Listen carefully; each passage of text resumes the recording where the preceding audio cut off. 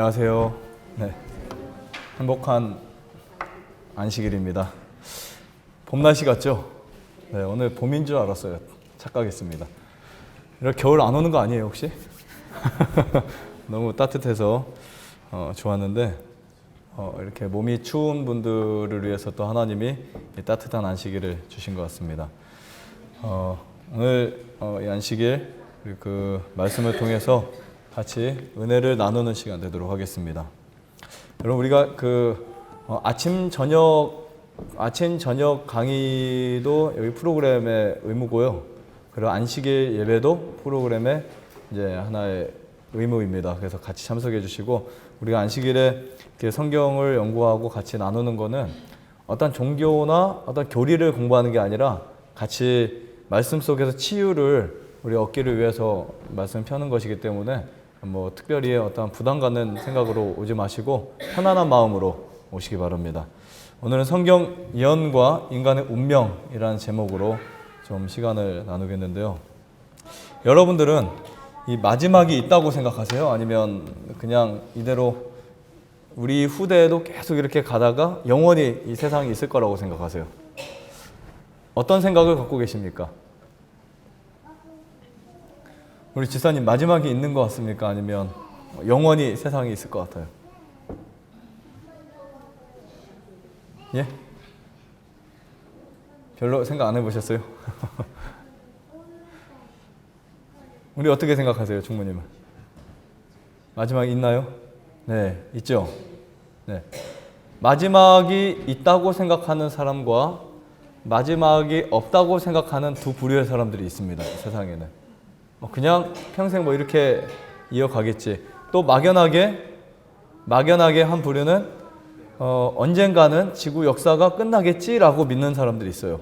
지구 역사가 언젠가는 멸망하겠지. 이대로는 버틸 수 없다라고 하는 것이 요즘 과학자들이나 환경학자들이나 수많은 사람들의 이구동성으로 언젠가는 지구 역사가 막을 내리겠다라고 하는 부류의 사람들이 생겨나고 있어요. 과연 우리는 여기에 대해서 어떻게 좀 정의를 내리고 어떻게 생각하고 살아가야 될까? 이 생각에 따라서 무엇이 바뀔까요? 우리의 생활과 우리 모든 것이 바뀔 수 있어요. 그렇죠? 나의 생각과 나의 삶과 나의 모든 게 바뀔 수 있습니다. 그래서 저는 이 성경을 믿으면서 제가 생각해 봤어요. 나는 종말론주의자일까? 아니면 그냥 이렇게 지상 어떠한 행복을 위해서 이렇게 추구하는 사람일까 생각했는데 아무리 성경을 읽어봐도 제 자신이 종말주의자라는 것이 그쪽 기울어질 수밖에 없어요. 왜냐하면 성경에서는 죄악 세상이 끝나줘야 된다는 그러한 정확한 말씀이 있기 때문에. 근데 일반적으로 수많은 사람들이 마지막 지구가 불타 없어지고 오존층이 파괴되고 어떠한 전쟁으로 망한다, 뭐로 망한다, 지구 역사 끝난다 라고 하는 수많은 사람들은 막연하게 지구 역사를 그렇게 생각하고 있는 거예요. 그렇죠? 언젠가 끝나겠다. 누가 나쁜 말만 해도 뭐라고 해요? 말세가 되었다. 그렇죠? 우리가 옛날 어른들은 그냥 아이들이 싸가지 없이만 말해도 말세야. 그냥 입버릇하는 그런 말이 있잖아요. 말세야. 나 도둑질만 해도 옛날엔 그런 게 없었는데 자꾸 옛날과 비교하면 정말 지금 시대가 말세라는 생각을 해요. 하지만 그 말 속에 대책이 없는, 어떻게 보면 아무 해결책이 없는 그러한 사회 속에서 우리가 살아가고 있다는 거예요. 아마 여기 계신 분들은 모두 다 지구가 이렇게 끝까지 버틸 수 없다는 사실을 알게 될 거예요. 그렇죠? 석유 파동부터 시작해서 지구의 온난화 현상이라든지 혹은 또 남극이라든지 북극이 녹아내리는 그러한 상황들을 보면서 어떻게 이 지구가 견딜 수 있을까? 과연 어떻게 견딜 수 있을까? 이런 생각을 하는 분들도 있을 겁니다. 하지만 하나님 우리에게 이 천재지변과 자연에 의해서 지구가 멸망하기 전에 이 땅에 오실 것을 약속하셨어요. 성경은 그것을 말하고 있습니다. 이 성경의 예언을 우리가 공부할 때 무엇을 생각할 수 있냐면 성경의 예언을 믿고 우리가 기다리는 그 삶, 그리고 그것을 생각하는 삶은 부지런히 일하고 준비하는 삶이라고 볼 수 있습니다. 하지만 오늘, 내일, 모레 그냥 대충 사는 삶, 이 삶은 사실은 방탕한 삶이에요. 그럼 인생 속에서 젊었을 때 열심히 일 안 하고 방탕해서 하면 어떻게 되죠? 어떻게 될까요? 늙어서 고생하나요? 한 3, 40만 돼도 고생하겠죠. 20대 직장 안 갔고 20대 실컷 그냥 나이트클럽 다니고 20대 먹고 싶은 치킨 뭐 맛있는 것만 실컷 먹고 대책이 없이 살면은 30대 40대에 가서 막 결혼도 하기 힘들고 집도 장만 못하고 또 어떻게 돼요? 그때는 정말 어떻게 누가 도움받을 수도 없고 그렇게 살아갑니다. 방탕한 삶의 끝에는 비참함이 있어요. 하지만 부지런히 일하고 준비한 사람들에게는 반드시 그 결과가 있습니다. 하나님을 위해서 여러분들이 일하시고 하나님을 위해서 준비하신 사람들은 반드시 그 결과가 하나님께서 결과를 만들어 주시는데 정말 행복과 기쁨과 영원한 생명으로 우리에게 주실 수 있다라는 생각을 할 수 있습니다. 이 종말을 믿는 사람들은 어디에 포커스를 둘 것인가 라고 우리가 좀 생각을 할 수 있는데요. 이 성경은 이 마지막 사건에 대한 포커스를 예수님에게 두고 있어요. 예수님. 사진을 찍을 때 초점이 안 맞으면 그 사진이 무엇을 의미하는지를 알 수 없습니다. 제가 요리 사진을 찍는데 때때로는 꽃이 예뻐서 꽃을 포커스를 맞춰 찍으면 요리가 의미가 없어지죠. 아무리 정성스럽게 요리를 해도. 그렇죠? 우리 인생의 포커스, 예언의 포커스, 성경의 포커스가 과연 누구일까? 이것을 여러분들이 확실하게 이해하시기 바랍니다. 자, 다 같이 오늘 성경 말씀 다니엘서 12장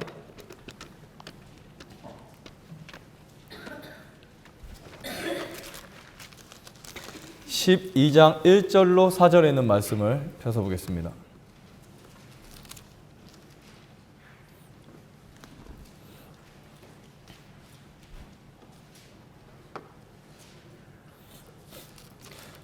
우리 저번 주에 2300주화에 대해서 좀 공부했었죠. 여러분 이해 가십니까? 네. 그래서 이번에 그 목사님이 저에게 부탁을 꼭 하고 가셨어요. 다음 주에 그 내용에 비례해서 좀 성경을 이어서 좀 해줬으면 좋겠다라고 하셔가지고 제가 어쩔 수 없이 예언을 하게 할 수밖에 없게 되었는데. 이 성경의 예언은 참 중요합니다. 오늘 12장 1절부터 볼 텐데 여러분들의 그 생각 속에 여러분들의 머릿속에 가장 많이 들어있는 개념이 뭐라고 생각하세요? 예를 들면 아침부터 저녁까지 돈을 벌고 기계처럼 돈을 만지는 사람들은 돈 생각할 것이고 그렇죠? 여러분들 뭐라고 생각하세요? 여러분들의 머릿속에 하루 종일 가장 많이 생각하는 거 뭐라고 생각하세요? 별 생각 없으세요? 아니면 별 생각 안 하셨어요? 생각 안 해도 문제인데. 우리 그 유찬 이 학생 하루 종일 무슨 생각했어요 어제? 가장 많이 생각한 거.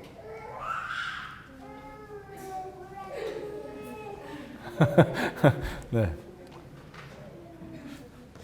제가 쉽게 내는 문제인데 다 어렵게 생각하시는 것 같아요. 그렇죠? 아니면 여러분들이 삶 속에서 지금까지 내가 가장 많이 생각해 왔던 거, 게임? 아니면 고기? 아니면 돈? 아니면 뭐 어떠한 그 쾌락? 뭐가 있으세요? 우리 그 뭐가 있으세요? 아파트. 우리 민진 씨는 뭐가 있어요? 네? 성공. 아직 젊다 그죠? 네. 네. 여러분 우리의 마음 속에 사실 우리의 생각으로 수많은 생각을 할 수 있는 건 자신의 자유의 의지로 자신이 결정할 수 있습니다. 하지만 내가 어떤 생각을 하고 어떤 계획을 갖고 어떤 목표를 갖고 살아가는 것은 내 인생에 굉장히 중요한 역사를 만들어낸다고 보시면 돼요. 네. 다니엘 12장 1절부터 보겠습니다. 이 다니엘의 머릿속에는 항상 하나님 생각밖에 없었어요. 하나님 생각. 그래서 이 다니엘은 우리가 생각하지 못하는 많은 것을 봤습니다. 우리가 보지 못하는 것을 봤어요. 계속 그것을 생각하고 그것을 그리고 그것을 이야기하고 그것을 말하다 보니까 하나님이 다니엘에게 보여주셨어요. 그 중에 무엇을 보여주셨냐면 다니엘이 살아있을 당시로부터 거의 2500년 이후의 일들을 보여주셨어요. 2500년 이후의 일들. 여기 보시면 그때에 내 민족을 호위하는 대군 미가엘이 일어날 것이요 또 환란이 있으리니 이는 개국 이래로 그때까지 없던 환란일 것이며 그때에 내 백성 중 무릇 책에 기록된 모든 자가 구원을 얻을 것이라. 땅의 티끌 가운데 2절 3절 같이 읽겠습니다. 시작.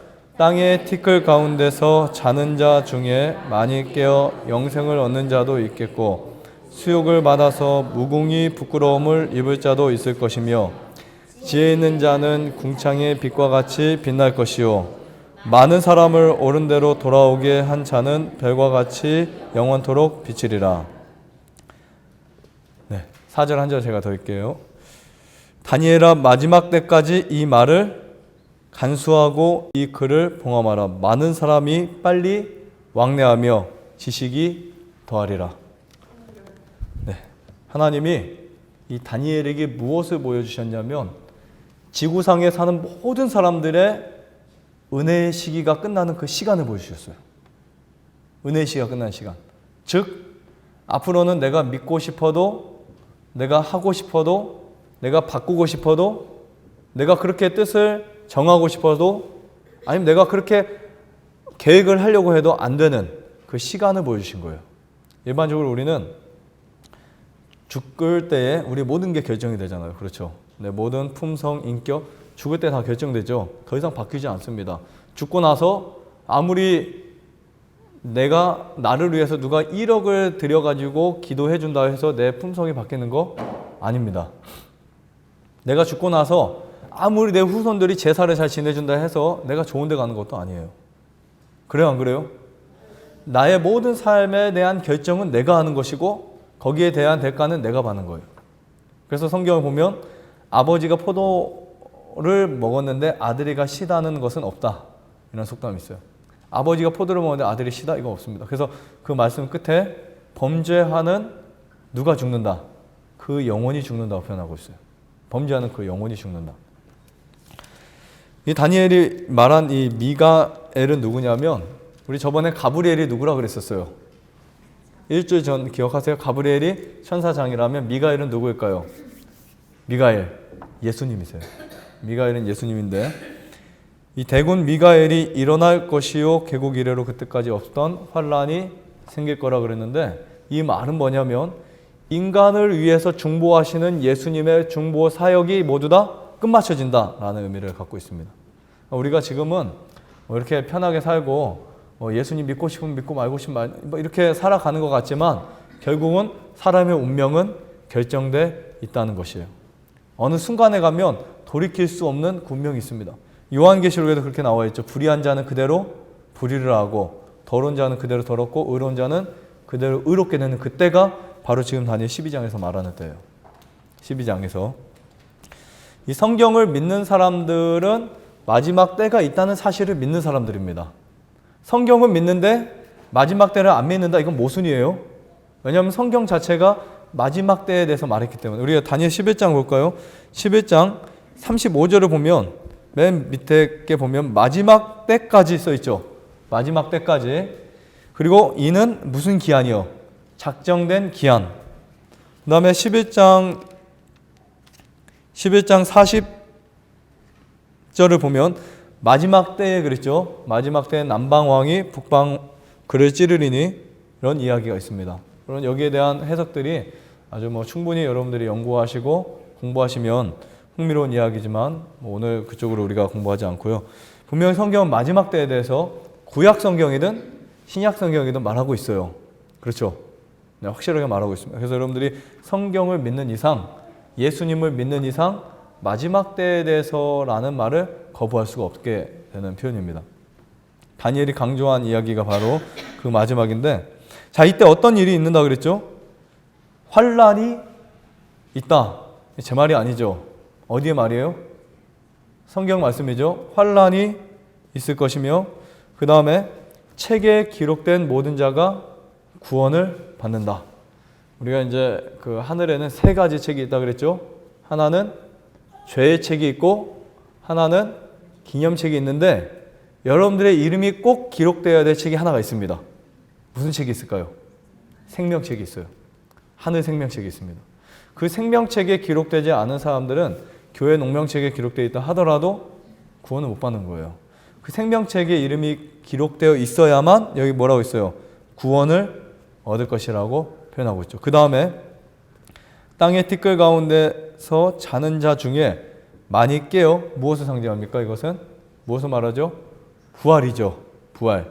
많이 깨어 영생을 얻는 자도 있겠고, 수욕을 받아서 무궁히 부끄러움을 입을 자도 있을 것이며, 여러분들이 한번 살고 죽는 것이 영원의 끝이 아닙니다. 죽음 이후에 부활이 있어요. 중요한 것은 그 부활이 나에게 어떤 부활로 해당되느냐, 이게 중요하겠죠. 어떤 사람은 일어났는데 사망의 부활로 일어나고, 어떤 사람이 일어났는데 생명의 부활로 일어나요. 성경의 그 말씀들을 쭉 보면 사람이 회개하고 예수님 믿고 품성이 바뀌어서 죽으면 뭐 이렇게 온전한 상태로 부활한다고 기록되어 있죠. 그리고 예수님을 잘 믿지 않거나 품성이 변화되지 않아서 죽으면 태어날 때 그대로 일어납니다. 우리가 이제 그 부활의 날에 일어났을 때 악인들은 본인들이 성경을 열심히 믿고 성경을 열심히 공부하고 그렇게 살았다고 생각하고 죽었어요. 하나님 나 이제 구원 받았겠죠 하고 죽었습니다.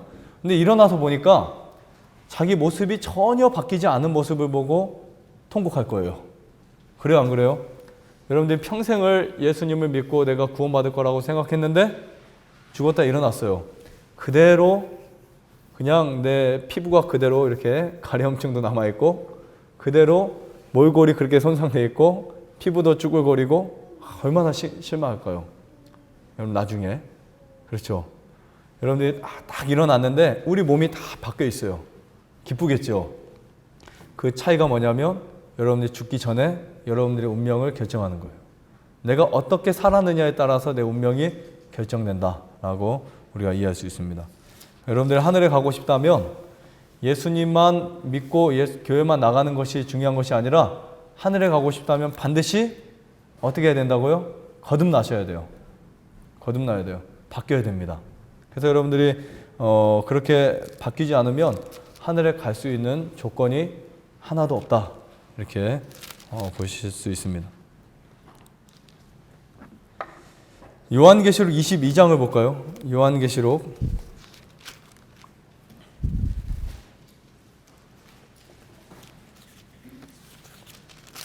22장 14절부터 보겠습니다.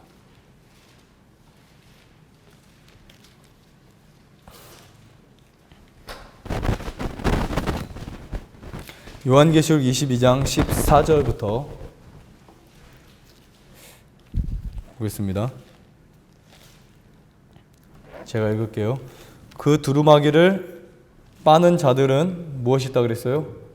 네, 복이 있으니 이는 저희가 생명나무에 나아가며 문들을 통하여 성에 들어갈 권세를 얻으려 함이로다.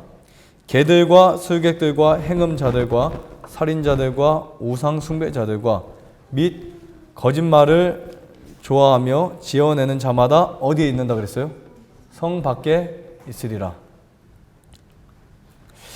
그러면 하늘에 가려면 사실 쉽지 않습니다. 그렇죠? 네, 쉽지 않아요. 하늘에 가는 게 절대 쉽지 않습니다. 여러분 서울대학교 입학하는 것도 쉬운 게 아니죠. 하버드 가기 쉽나요? 하버드 쉽게 갈 수 있는 사람 손 들어보세요. 하버드대 쉽게 갈 수 있는 사람. 쉽게 갈 수 있어요? 카이스트 대학 쉽게 갈 수 있나요? 네, 쉽지 않죠. 하늘나라를 결코 우리가 쉽게 간다? 이렇게 착각하지 마세요. 하늘나라는 누가 갈 수 있는 곳이냐면 마음을 내려놓고 예수님을 받아들인 사람만 가는 곳이에요. 우리가 이 세상에서 수많은 쾌락과 이기적인 방종과 하고 싶은 거 다 하면서 하늘에 갈 수 없습니다. 참 그때 보면 하늘이 멀어 보여요. 그렇죠? 제가 이렇게 성경을 공부하면서 성경을 매일 읽으면서 정말 내가 과연 하늘에 갈 수 있을까? 이 성경 말씀을 많이 읽고 많이 보면 볼수록 너무 부족하다는 것이 느껴져요. 정말 나 같은 사람이 하늘에 간다면 하늘이 과연 어떻게 오염되어 있을까? 이런 생각을 하게 돼요. 정말 나 같은 사람이 하늘에 간다면 하늘이 얼마나 골치 아픈 곳이 될까? 이런 생각을 하게 돼요. 화내는 사람이 하늘에 갈 수 있을까요? 한번 생각해 보세요. 할 수 있을까요? 화내는 사람이? 갈 수 있다고요? 화내는 사람이 하늘에 갈 수 있다. 절대 없습니다. 거짓말하는 사람이 하늘에 갈 수 있을까요? 없어요. 정직하지 않은 사람이 하늘에 갈 수 있나요? 없어요. 마음속에 속상한 것을 늘 갖고 있는 사람이 하늘에 갈 수 있을까요? 있어요, 없어요? 없습니다. 남을 미워하거나 시기하거나 질투하는 사람이 하늘에 갈 수 있을까요? 있어요, 없어요? 남을 피곤하게 하는 사람들이 하늘에 갈 수 있을까요? 없겠죠. 네. 여러분, 하늘에는 정말 깨끗하고 순결하고 정직하고 아름다운 사람들이 가는 곳이 하늘이에요. 그렇죠? 그런 하늘에 가야 되는데 우리는 세상의 욕심은 다 갖고 이기적인 나의 본성을 그대로 가지고 하늘에 가려고 하다 보니까 어떤 트러블이 생겨요? 공허함이 생기는 거예요. 안 맞는 거예요. 하늘도 가고 싶고 이기적인 삶을 그대로 살고 싶고, 그래서 많은 사람들이 택하는 것이 뭐냐면 극단적인 신앙입니다. 무엇을 포기하면, 무엇을 버리면, 무엇을 하지 않으면 그게 하늘에 가는 거라고 생각해요. 심지어 필사를 합니다. 내가 성경 열심히 쓸 거야. 외웁니다. 그렇죠? 교회 새벽마다 갑니다. 헌금을 꼬박꼬박 합니다. 기도를 하루에 3시간씩 합니다. 그러면 하늘 갈 줄 알아요. 그러죠? 그래서 하늘 갈 것 같으면 아주 많은 사람이 갈 수 있을 것 같아요. 근데 하늘은 누가 갈 수 있냐면 평생 동안 죄를 지어도 교회 한 번 안 나가도 내 삶 속에 의를 받아들이고 예수님을 받아들이고 품성이 바뀐 사람들이 가는 곳이 하늘이에요. 그래서 어떤 경우는 엄청 어렵게 해도 못 가는 곳이 하늘이 될 수 있고, 어떤 경우는 너무 쉽게 하늘 갈 수 있는 사람도 있어요. 평생 동안 어렸을 때부터 유대인들은 철저한 교육을 받습니다. 3살, 4살 그들이 받는 교육이 나이만 딱 있어요. 8살 됐을 때, 12살이 됐을 때 그 교육 체계가 굉장히 뚜렷합니다. 그리고 이제 성인이 됐을 때 20살이 되면 성인식을 하고 예루살렘에 올라가고, 그래서 그들이 그런 일목요연한 삶을 살아가죠. 일주일에 한 번씩 안식일을 지키고 그들 어떤 율법이 쫙 짜여져 있어가지고 그 율법대로 살아갑니다. 그렇게 80년 살았어요. 그래도 하늘에 못 가는 사람들이 대부분이었어요. 그런데 평생 동안 죄를 짓고 강도짓을 하던 예수님 한편 강도는 예수님을 보고 마음이 어떻게 됐어요? 열렸어요. 마음이 열리고 내가 마음을 바꿔야 되겠구나. 예수님을 받아들여야 되겠구나 라고 생각을 했을 때 예수님에게 무엇을 받았어요? 하늘에 갈 수 있는 허락을 받았잖아요. 그렇죠? 어떻게 보면 훨씬 더 쉬울 수 있다는 거예요. 그 사람은 모든 것을 포기하고 예수님 받아들였어요. 근데 우리는 그렇게 못하니까, 욕심을 그대로 남겨놓길 원하니까 모든 것을 포기하지 못하니까 어떻게 해요? 다른 걸로 떼어보려고 굉장히 많은 노력을 합니다. 이것도 해보려고 하고 저것도 해보려고 하고 결국은 구원을 못 받는 거예요. 그래서 단순할수록 구원받기가 쉽고 단순할수록 예수님 믿기가 쉽고 받아들이기가 훨씬 쉽다는 거예요. 좀 이해가 가세요? 아니면 좀 너무 엉터리인가요? 엉터리인가요? 그래도 좀 평생을 80년 동안 성경도 보고 이렇게 열심히 했는데 하늘 못 간다. 억울할까요? 억울할까요? 아니면 한 사람은 평생 하나님도 안 믿었는데 갑자기 마음이 열려가지고 죽기 전에 하나님 정말 앞으로 내가 산다면 영원히 주님을 위해 살겠습니다. 하지만 목숨이 이거밖에 안 남았네요. 어떻게 하죠? 그 사람이 구원받았어요. 억울할까요? 억울한 것 같은데 억울한 것 같은데 그 사람은 만약에 살았으면 영원히 주님을 위해 살 사람들이에요. 그 사람들이 사도 바울이었고 베드로였고 또 그러한 요한이었고 이런 사람들이었다는 거예요. 자, 하나님은 그래서 우리가 하는 무슨 어떤 행위들을 보는 것이 아니라 우리 마음의 중심을 보시고 여러분들이 진리를 받아들이는 여부를 판단하시는 거예요. 그러니까 진리를 받아들일 수 있는 기회가 있는데도 불구하고 눈을 감아버린다. 아니면 그것을 생각하지 않는다, 보지 않는다.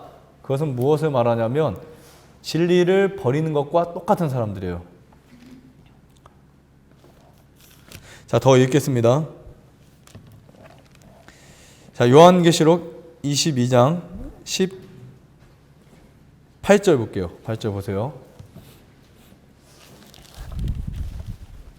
내가 이 책의 예언의 말씀을 듣는, 자, 어떤 책이요? 어떤 책입니까? 성경이죠. 성경의 예언의 말씀을 듣는 각인에게 증거하노니 만일 누구든지 이것들 외에 뭐하면, 더하면 그랬어요? 아니면 안 그랬어요? 더하면 했죠. 하나님이 이 책에 기록된 재앙들을 그에게 더하실 터이요 만일 누구든지 이 책의 예언의 말씀에서 제하여 버리면 하나님이 이 책에 기록된 생명나무와 및 거룩한 성에 참여함을 제하여 버리시리라.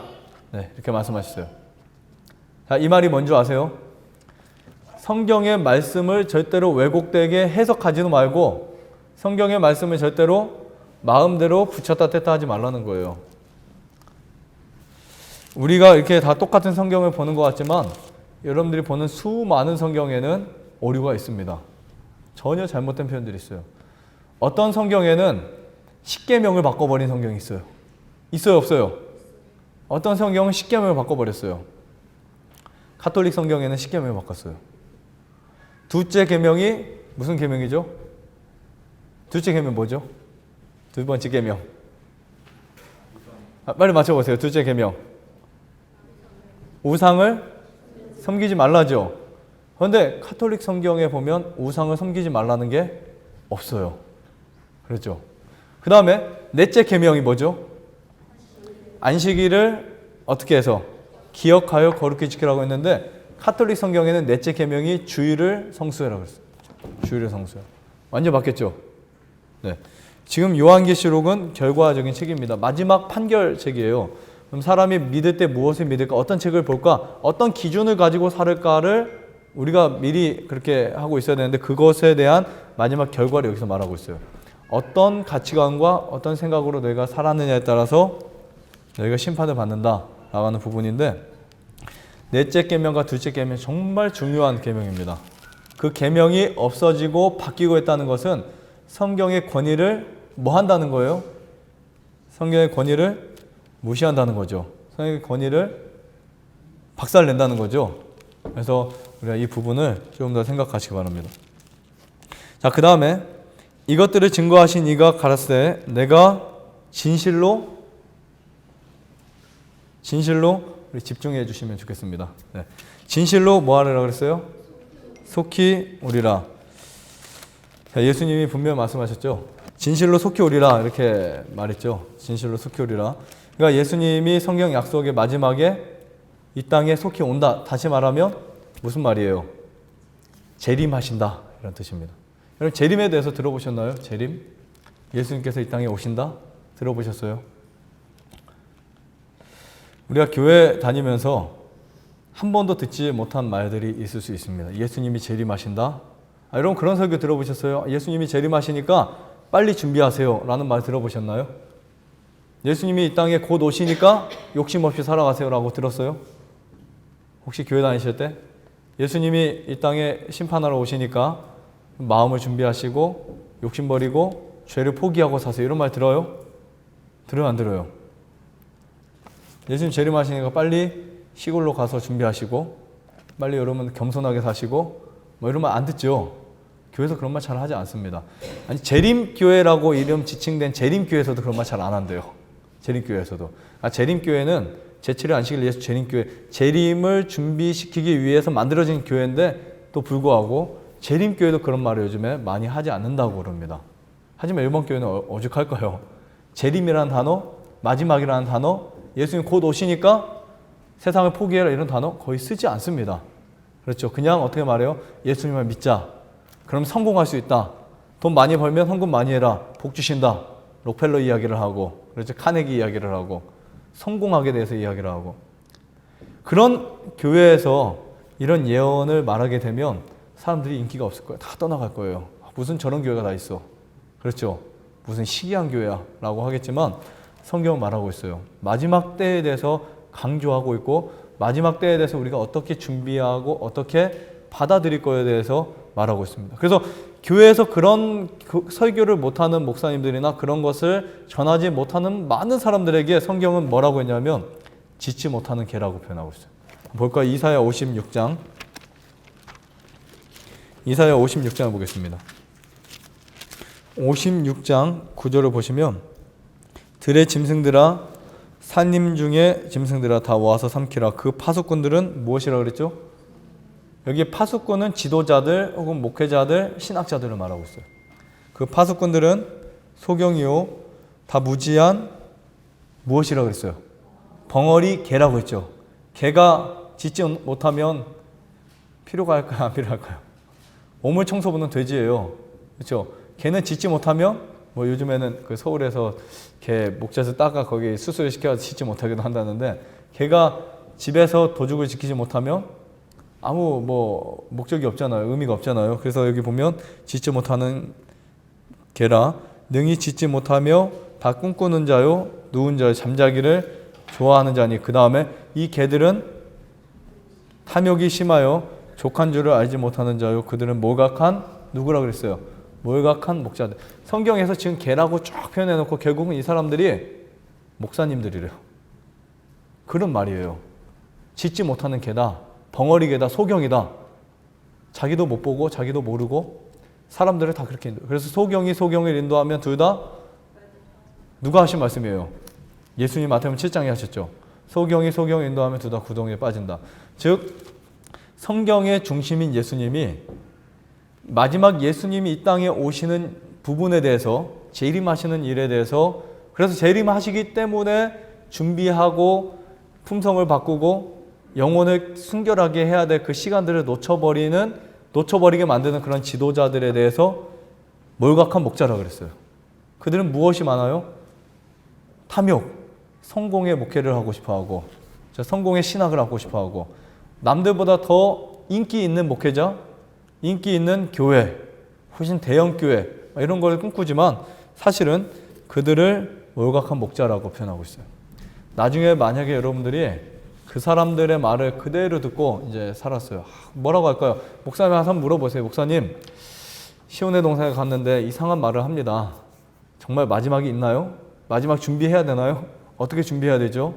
정말 내가 다 세상 포기하고 준비해야 될까요? 라고 하면 뭐라고 말할까요? 만약 그렇게 말했을 때 정상적인 목사님이라면 여러분 세상을 다 포기하시고 준비하세요 라고 말할 것이고, 아니면 우리가 뭐 이렇게 살아가야지 그렇게 어떻게 하겠냐고, 우리가 이렇게 예수님 그냥 믿고 하다 보면 홀연히 변할 거라고, 언젠가 변화된다고 이렇게 말을 할 거예요. 그래서 열심히 마지막을 준비하는 사람들에게 막아버립니다. 길을 막겠죠.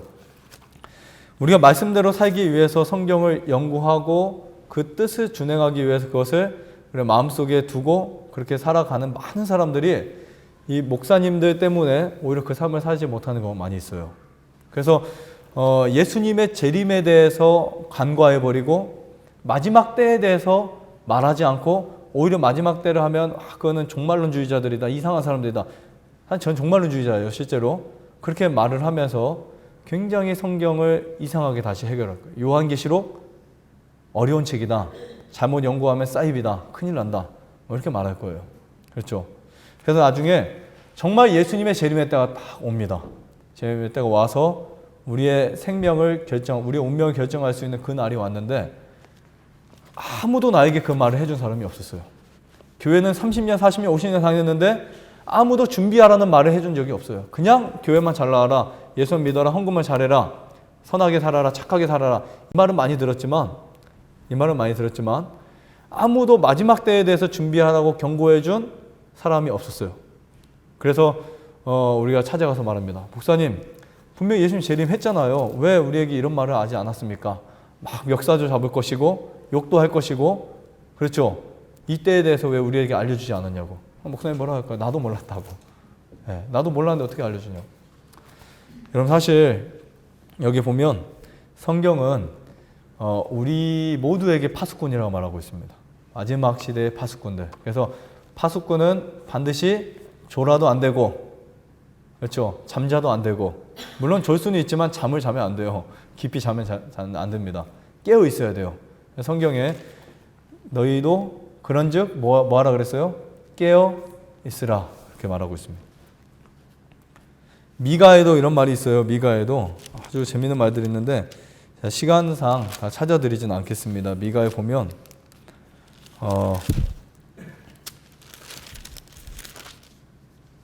야곱의 족속, 이 3장 9절인데 찾기 쉬운 분들만 찾으세요. 3장 9절에 야곱의 족속의 두령과 이스라엘 족속의 치리자 곧 공의를 미워하고, 뭐만 좋아해요? 막 사랑, 자비. 그렇죠. 근데 가만히 보면 사랑이라는 단어는 공의와 자비를 포함한 말이에요. 우리가 잘못 오해할 수 있어요. 사랑은 공의가 빠진 게 사랑이 아니고 공의도 사랑이고 자비도 사랑입니다. 공의를 미워하고 정직한 것을 굳게 하는 자들아 청컨대 이 말을 들을지어다. 시온을 피로 예루살렘을 죄악으로 건축하는도다. 그 두령은 뇌물을 위하여 재판하며 그 제사장들은 싹스를 위하여 교훈하며 그 선지자는 돈을 위하여 점심에서 오히려 여호와를 의뢰하여 이르기를 여호와께서 우리 중에 계시지 아니하냐 재앙이 우리에게 임하지 아니하리라 하는도다. 똑같은 말이에요. 그렇죠? 지금 교회의 지도자들이 하는 말이 이 말과 똑같은 말입니다. 그래서 여러분들이 성경을 직접 열어보세요. 열어보시면 역사는 미리 알려주는 예언입니다. 그래서 과거의 역사들을 통해서 우리가 지금 현재 교회의 상태를 볼 수 있고 그것을 우리가 판단할 수 있어요.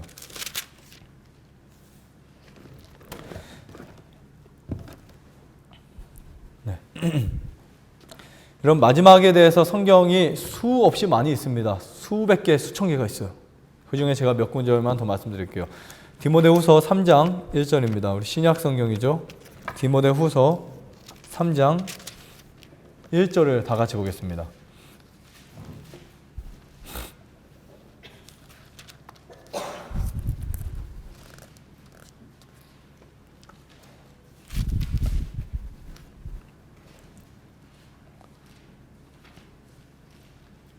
네, 디모데후서 3장 1절 제가 읽을게요. 자, 내가 이것을 알라. 자, 언제요? 네, 마지막 때에 말세에 고통하는 때가 이르리니 사람들은 자기를 뭐하며 그랬어요? 여기서부터 여러분 집중해서 한번 보세요. 내가 과연 여기에 해당되는 표현이 몇 개가 있을까? 자, 여러분 자기를 사랑했어요? 안 했어요? 사랑하죠? 또 그 다음에 돈을 사랑해요? 안 해요? 사랑하죠?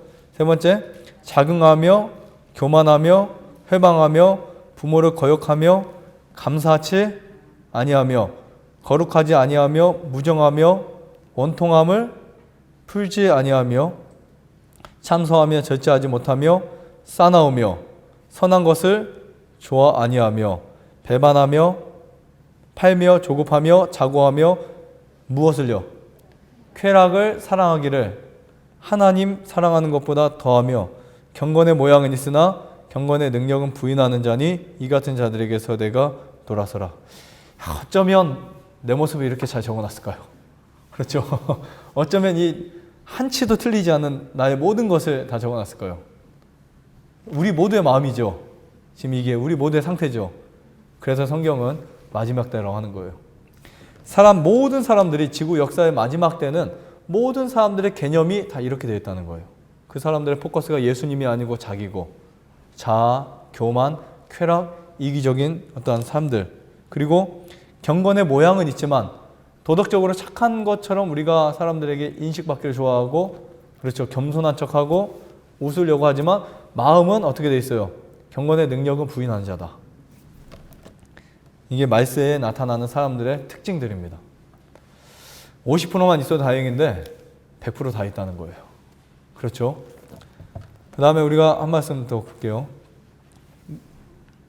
데살로니가 전서 5장 3절입니다. 제가 제 말로 하는 것보다 여러분들에게 성경을 좀 이렇게 소개시켜 드리는 게 더 유익한 시간이 될 것 같아서 오늘 좀 몇 말씀을 더 다른 때보다 보겠는데요. 데살로니가전서 5장 3절 2절부터 볼게요. 데살로니가전서 찾기 힘든 분들은 들으셔도 됩니다. 제가 말을 또박또박 할 테니까 찾기 힘든 분들은 들으셔도 됩니다. 주의 날이 밤에 무엇같이요? 만약에 비유를 한다면, 굿 비유를 한다면 예수님의 재림이 마치 캄캄한 밤에 도둑이 오는 것 같이 온다라고 표현하고 있어요. 이 말은 뭐냐면 아까 말씀드렸죠. 수많은 교회에서 주님의 날에, 여호와의 크신 날에, 심판의 때를, 마지막 때를 사람들이 경고하고 있나요? 집사님 그렇게 살면 안 됩니다. 하늘 못 가요 라고 말하고 있나요? 하고 있어요? 안 하고 있어요? 안 하죠. 열심히 하세요. 시비금 많이 내시면 되죠. 이렇게는 하지만 사람들이 그렇게 표현합니다. 그래서 도둑같이 온다는 거예요. 도둑같이. 도둑이 뭐 광고하면서 오나요? 나 도둑이야 라고 떼어붙이고 오나요? 나 사기꾼이야 라고 하면 사기치나요? 아니죠. 도둑이 올 때는 정말 옷도 무슨 색을 입어요? 검정색을 입고 안 보이게, 눈에 안 띄게 살짝 왔다 갑니다. 자, 그 다음에 저희가 평안하다, 안전하다 할 그때에 그랬어요. 괜찮아. 지금 예수님 재림하려면 멀었다. 그렇죠? 예수님 재림하려면 아직도 캄캄해. 아직도 멀었어. 막 사람들이 그렇게 이야기를 하죠. 예수님 멀었으니까 우리 지금 열심히 살자. 사과나무 한 그루를 심으면서 살자. 이렇게 표현하겠죠. 근데 그렇게 말할 그때에 잉태된 여자에게 해상 고통이 이름같이 멸망이 호련히 저희에게 이르리니 결단코 뭐하지 못하리라. 네, 이거는요 지구상에 거하는 모든 사람들에게 해당하는 말씀이에요. 어떤 사람들이 아닙니다. 우리 모두에게 해당되는 이 날이 있어요. 형제들아 너희는 어둠에 있지 아니하며 그날이 도적같이 너희에게 임하지 못하리니 너희는 다 빛의 아들이요 낮의 아들이라. 우리는 밤이나 어둠에 속하지 아니하나니 그러므로 우리는 다른 이들과 같이 뭐하지 말고. 여러분 예배 시간에 졸리세요? 안 졸리시죠? 자지 말고 깨어 근신하라고 그랬죠. 그래서 이렇게 우리의 상태를 반드시 알아야 돼요. 지금 세상이 어떤 시기인지 알아야 됩니다. 그래서 이사야 8장을 보면 어떤 말이 있냐면 학은 두루미는 자기의 때를 안다 그랬어요. 올 때를 알고 준비하는데 내 백성은 율법을 알지 못한다 그랬죠. 그 말씀이 있어요. 하나님의 백성들은 성경을 읽지 않고 예언을 해석하지 않고 말씀을 연구하지 않아서 지금이 어떤 시대인지, 지금 내가 어떤 위치에 서 있는지, 지금 어떤 시대에 내가 살아가고 있는지를 전혀 예측하지 못한다는 거예요. 제가 아까 말씀드렸죠. 나의 머릿속에 무엇이 들어있을까? 오늘부터는 다른 걸로 채우셔야 됩니다. 돈, 명예, 성공, 부귀, 영화, 쾌락 이런 모든 것들을 다 버리고 말씀으로 채우셔야 돼요. 말씀으로. 저는 이제 뭐 제가 직업이 뭐 이렇게 많은 분들을 돌본 일이잖아요. 이렇게 그 건강에 대해서 이야기하고 그러다 보니까 그냥 아침부터 저녁까지 어떤 것이냐 모든 게 건강에 대해서 생각이 되고 그런 게 이제 습관이 그렇게 돼버렸어요. 성경을 읽는 사람들은 어떻게 될까요? 또 모든 게 다 성경으로 접목이 되겠죠. 그래서 저는 사실 제가 가장 성경에 좋아하는 이 학문 중에 하나가 뭐냐면 예언입니다. 예언, 역사, 징조, 사건 이런 것들인데 그래서 제가 한동안은 음모론에 대해서도 막 한 60권, 50권 책을 읽었어요. 거의 자본주의, 유대인에 알면 세상에 경계가 보인다. 또 그 마지막 신호, 그림자 정보 3권, 바티칸 암살단 뭐 해가지고 뭐 그 바티칸의 그 암살이라는 그런 책들이라든지 뭐 엄청 많죠. 그런 책들 많이 나왔죠. 빌더버그 클럽 뭐 이런 책들, 뭐 일루미나이트, 프리메이슨, 그다음 시온 의정서 뭐 이런 책이 굉장히 많아요. 9.11 테러, 뭐 비밀 지령, 적의 가면을 벗겨라 이런 책들이 굉장히 세상에 많이 있어요. 근데 이 성경의 말씀을 쭉 읽다 보니까 물론 우리가 마지막 때에 대한 징조 아는 거 중요한데 더 중요한 것은 거기에 대해서 내가 준비하는 거예요. 준비하는 겁니다. 내가 마음속에 하나님의 말씀으로 인해서 준비되지 않으면 어떤 시기를 알고 어떤 징조를 알아도 의미 없지만 하지만 우리가 준비할 수 있는 것은 징조를 어느 정도 인식을 할 때 준비할 수 있어요. 그래서 여러분들도 열심히 성경을 읽으시는데 성경 읽을 때 특별히 마지막 때에 관련된 부분들을 한번 읽어보세요. 마지막 때에 관련돼서 성경이 어떻게 말하고 있는지. 그래서 그것을 우리가 충분히 이해하려면 성경의 역사부터 좀 공부를 다시 해야 됩니다. 성경에는 2500년간의 예언이 있고, 그렇죠? 그 다음에 2300주야의 예언이 있고, 또 490년에 대한 예언, 1260년간에 대한 이런 수많은 예언들이 거기에 다 들어있어요. 특별히 인류에게 가장 필요한 2500년간의 예언은 바벨론부터 시작해서 지구 역사의 마지막까지 그대로 그 도표를 그려주고 있습니다. 다니엘서 2장이나 7장이나 8장이나 11장을 보면 이 바벨론의 어떠한 그 역사부터 시작해가지고 마지막 때까지 이어지는 놀라운 역사들을 보게 되는데, 이 바벨론이 BC 605년에 예루살렘을 점령하고 초성자 지대의 최고가 되었죠. 그리고 나서 얼마 안 가서 539년에 망해버립니다. 망하고 다른 나라가 또 이렇게 세워지죠. 어떤 나라일까요? 메데파사죠. 메데파사. 539년부터 언제까지? 331년까지 메데파사가 또 세상을 다스려요. 그 세상을. 그리고 나서 이제 얼마 안 가서 또 헬라가, 그리스가 일어나면서 메데파사를, 알렉산더 제국이 메데파사 제국을 완전히 초토화시켜버리고 멸망시켜버리고 다시 일어나죠. 331년부터 해서 168년까지 BC예요, 다. 그러다가 이제 168년에 클레오파트라가 막 이렇게 이런 일을 하고 그 로마의 삼두 정치가 생기고 그러면서 혼란이 오면서 로마가 어디를 잡아요? 그리스를 잡는, 헬라를 그 지배하는 그러한 시점이 168년부터, 그리고 게르만족에 의해서 로마가 망하는 AD로 넘어가죠. AD 476년까지 역사가 딱 맞춰지게 돼요. 그리고 나서 476년에 그 이후로 어떤 일이 생기냐면 그 열 나라인 게르만족이 들어왔던 그 나라, 점령했던 그 나라들에서 누가 생기냐면 새 뿔이 뽑히고, 그렇죠? 어떤 세력이 올라오냐면 작은 뿔이 일어나기 시작해요. 그 작은 뿔이 누구냐면 교황, 법왕권입니다.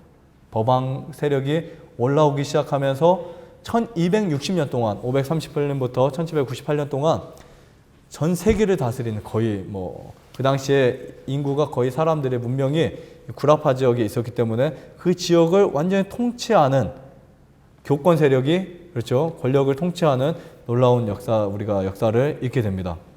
그때 1260년 동안 모든 종교가, 모든 사람들이 로마 제국의, 로마 교황의, 법왕 교황에 완전히 다 굴복하는 시스템에 갖게 되죠. 그러면서 이제 법왕 세력이 1798년 나폴레옹이 이끌리는, 나폴레옹의 그 지휘하에 있는 버티아 장군에 의해서 옥사당해서 죽고, 그리고 나서 이제 교황은 끝을 만들어졌죠. 끝이 났죠. 끝이 나고 얼마 안 가서 다시 새롭게 태어납니다. 1929년 라테란 조약을 통해서 바티칸을 하나의 나라로 칭함을 받게 되면서 이제 전 세계의 영향을 파급적으로 막 이렇게 갖게 됩니다. 그래서 요한계시록 13장에 거기에 보면 두 짐승이 나오는데, 한 짐승의 미국의 출현을 통해서, 그리고 적그리스도의 출현이 거기 나타나는 것을 보게 되는데, 그러한 역사들을 우리가 쭉 이렇게 검토를 해보면 이 시대가 어떤 시대임을 우리가 확인할 수 있어요. 그래서 온 세상이 지금 하나로 통합되어 가고 있고, 종교도, 그리고 정치도, 문화도, 예술도, 그 모든 것이 지금 하나로 통합되어 가고 있습니다. 근데 우리는 그것을 인식하고 있어요? 못하고 있어요? 못하고 있죠. 네, 못하고 있습니다. 그러니까 사단이 우리의 마음을 자꾸 다른 데로 돌리키고 있어요. 막 다른 데로. 돈 때문에 걱정하게 만들고, 경제 때문에 어렵게 만들고, 그리고 여러분들이 생활의 쾌락이나 오락이나 여러 가지 때문에 그것을 주의를 끌어가는 동시에 세상의 역사를 지금 만들어 나가고 있는 세력들이 있다는 사실을 우리가 알게 됩니다. 자, 여기 5장 2절에도 이런 말씀이 있었지만 마태복음 24장 한 말씀만 더 보겠습니다. 마태복음 24장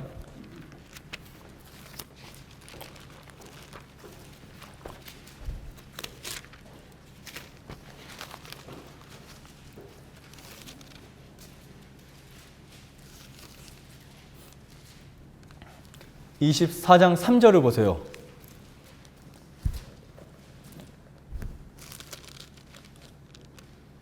이 3절을 보시면 예수께서 감람산 위에 앉으셨을 때에 제자들이 종용이 와서 가로되 우리에게 이르소서 어느 때에 이런 일이 있겠사오며 또 주의 임하심과 세상 끝에는 무슨 징조가 있습니까? 라고 물어보죠. 그렇죠? 다시 말하면 이런 질문이에요. 예수님 언제 재림할 것 같아요? 라고 물어보는 거예요. 언제 마지막이 오죠? 언제 세상 종말이 오죠? 라고 제자들이 말합니다.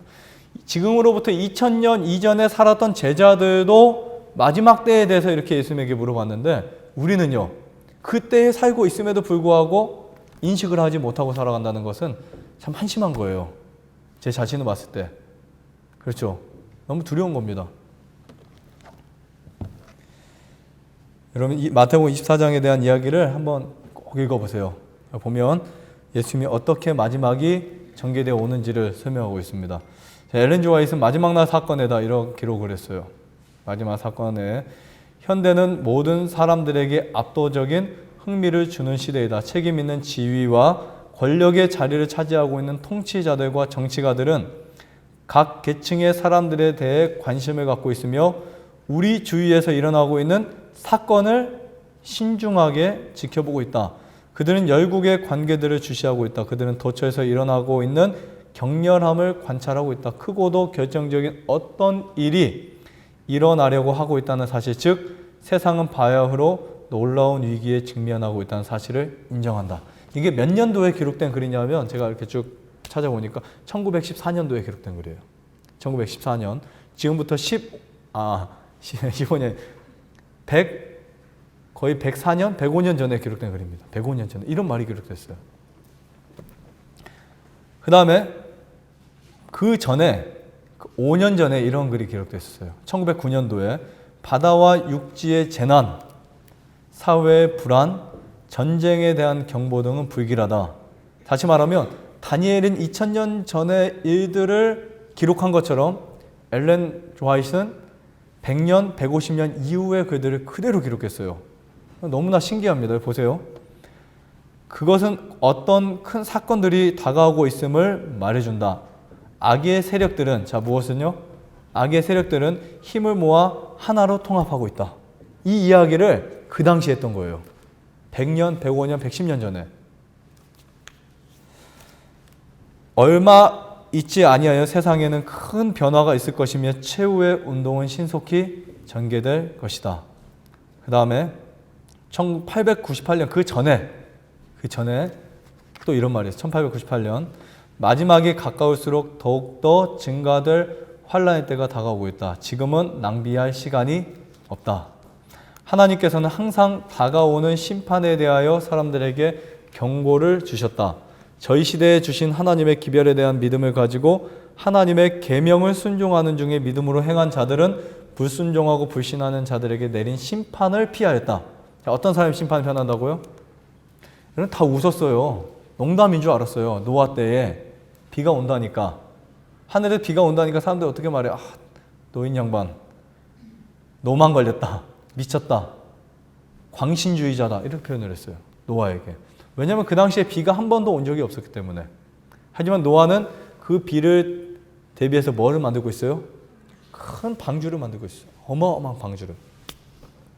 근데 분명히 그 경고를 했나요? 안 했나요? 하나님이 했어요? 안 했어요?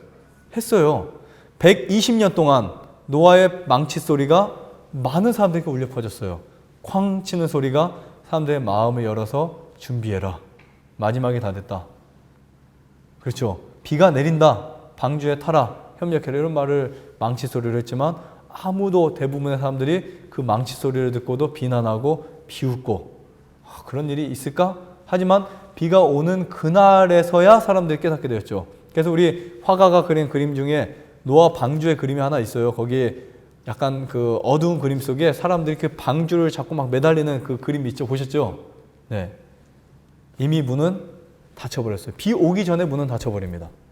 하늘에서 비가 내릴 때 사람들이 타게 할까요? 아니에요. 이미 준비한 사람들이 들어가고 그 방주 안에 노아는 일주일을 견뎌야 됐어요. 7일. 7일은 완전한 숫자인데 완전한 믿음을 거기서 그들이 보여줍니다. 7일 동안 비가 안 올 때 얼마나 밖에서 막걸리 마시면서 비난할까요? 술 취하면서 방주를 발로 퐁퐁 차고 내려오라고. 언제까지 거기 있으려냐고. 평생 거기 살아라 이렇게 욕도 하고 얼마나 했을 거예요.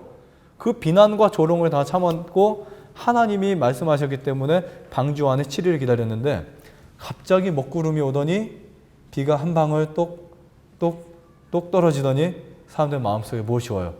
지금까지 느껴보지 못했던 그 두려움, 무서움, 그게 이제 다가온 거예요. 정말 맞네. 큰일 났다. 하지만 이미 뭐가 늦었어요? 이미 때는 늦었어요. 여기 보면 하나님은 항상 다가오는 심판에 대하여 사람들에게 경고를 주셨다. 여러분 지금까지 한 번도 목사님들에게 그런 말씀 못 들으셨다? 오늘 들으셨죠? 이제 여러분들이 공부를 하셔야 돼요. 공부를 하시고 마지막이 있긴 있구나. 뭐 여기에서 그냥 귀를 이렇게 닫아버리시고 그냥 내 좀 더 재밌게 살 거야. 뭐 마음대로 하셔도 되지만 분명히 이 때가 있다는 사실 오늘 여러분 꼭 기억하시기 바랍니다. 저희 시대에 주신 하나님의 기별에 대한 믿음을 가지고 하나님의 계명을 순종하는 사람들만 심판을 면할 수 있었고 노아에게 그랬죠. 창세기에 나옵니다. 너와 내 집은 방주로 들어가라. 여기 집이라는 말은 가족이라 이 뜻이에요. 너와 모든 가족은 방주로 들어가라. 내가 이 시대에 내 앞에서 의로움을 내가 보았음이니라 하는 말이 전해졌다. 노아 시대의 인구는 20억 인구였어요. 20억 내지 30억 인구 그 거인들이 살고 있었어요. 그 당시에 노아 방주에 탄 사람은 몇 명? 80명일까요? 20억 중에 8억일까요? 아니죠. 몇 명이에요? 사람보다 짐승이 더 많이 탔어요. 어떻게 이런 일이 있어요? 짐승은 모든 짐승 중에 부정한 짐승 한 쌍 맞나요? 정한 짐승 7쌍 다 타버렸어요. 그런데 사람은 고작 8명밖에 타지 않습니다. 얼마나 슬픈 일일까요? 지금 우리가 그냥 옛날에 신화라고 생각하니까 그게 하나의 이야기라 생각하니까 별거 아닌 것처럼 생각하지만 실제 일이에요. 실제 일인데 20억 인구 중에 8명만 방주에 타고 나머지는 다 죽습니다. 그리고 그 안에 타야 되는데 못 타는 그 자리를 누가 채우고 있어요? 짐승들이 다 채우고 있어요. 얼마나 억울할까요? 얼마나 비참할까요? 노아는 어떻게 구원을 받냐면 순종해서 구원을 받습니다. 엘렌 지 화이트는 이렇게 표현하고 있어요. 노아는 순종하여 구원을 얻었다. 롯에게 여호와께서 이 성을 멸할 터이니 너희는 일어나 이곳에서 떠나라. 이런 말이 있었죠. 소돔과 고모라 멸망할 때도. 롯은 자신을 하늘의 사자의 보호에 맡겨서 구원을 얻습니다. 이와 같이 그리스도의 제자들은 예루살렘의 멸망에 관하여 경고를 받습니다. 저번 주에 우리가 설교 들었죠. 예루살렘의 멸망을 경고했던 예수님이 깃발이 오는 것을 보면 어떻게 하라 그랬어요? 멸망에 가증한 것이 예루살렘에 둘러싸여지면 산으로 도망가라 그랬는데 대부분의 사람들은 도망가지 않았다는 거예요. 다가오는 멸망의 징조를 바라보고 그 도성을 피한 자들은 멸망에서 벗어날 수 있었다. 그와 같이 지금 노아의 때, 롯의 때, 예루살렘 멸망의 때와 같이 지금 우리들에게도 그리스도의 재림과 세상에 임할 멸망에 대한 무엇이요? 경고가 주어졌다. 따라서 경고에 유의하는 자들은 구원을 얻을 것이다. 이렇게 기록하고 있습니다. 자, 이거는 1898년에 기록된 글인데 그래서 요한계시록 14장에 보면 세 천사의 기별이 있어요. 세 천사의 기별. 너무나 이것이 필요하고 너무나 정말 중요한 부분이기 때문에 세 천사가 경고합니다. 하나님을 두려워하며 그에게 영광을 돌려라. 이는 그의 무엇이요? 심판하실 시간이 이르렀음이니 하늘과 땅과 바다와 물들의 근원을 만드신 이를 경배하라 하더라. 요한계시록 14장 6절부터 있습니다. 그 말씀을 보시고 여러분들의 마음이 정말 이 세상에 아주 많이 이렇게 젖어 있었다면 조금 더 털어버리시고 하늘을 향해서 이 마지막 때에 대해서 충분히 살펴보시기 바랍니다. 마지막 멸망의 시간이 다가오고 있는데 그래서 깨닫지 못하는 사람이 있어요. 그래서 이 아브라함 헤셀 제가 좋아하는 유대인 중에 한 사람이에요. 이 사람이 쓴 책을 보면 굉장히 은혜롭더라고요. 안식이라는 책도 썼고 이 아브라함 헤셀이 이런 말을 썼어요. 이런 말을 적었습니다. 지구 멸망의 신호탄이 들리는데 사람들은 전혀 불안해하지 않고 즐거움을 찾는 데 열중하고 있다. 오늘 우리 자신이 그렇게 살았다면 다시 한번 마지막을 공부하고 성경 예언을 확신할 수 있고 여러분들 그것을 통해서 지금이 어느 시대인지 내가 어떻게 준비해야 될지를 여러분들이 연구하셔서 여러분들의 운명이 정말 모두 다 구원을 받는 대로 이렇게 바뀌시기를 바라면서 마치겠습니다.